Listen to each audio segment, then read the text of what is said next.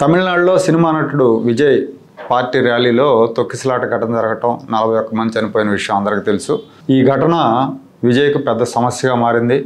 CBI విచారణకు ఆదేశించాలని ఆయన party నేతలు దాఖలు చేసిన పిటిషన్లు చివరికి సిట్ విచారణకు దారితీశాయి. మద్రాస్ హైకోర్టుకు సంబంధించిన మదురై బెంచ్ సిట్ విచారణకు ఆదేశించింది. ఆయన సిబిఐ విచారణ అడిగితే వీళ్ళు సిట్ విచారణకు ఆదేశించారు. అలాగే ఇంకోవైపు ప్రభుత్వం నియమించిన ఏకసభ్య కమిషన్ కూడా ఈ ఘటన మీద విచారణ జరుపుతూ ఉంది. ఇప్పుడు ఈ సిట్ విచారణ ఆపేయాలని విజయ్ సుప్రీంకోర్టును ఆశ్రయించారు.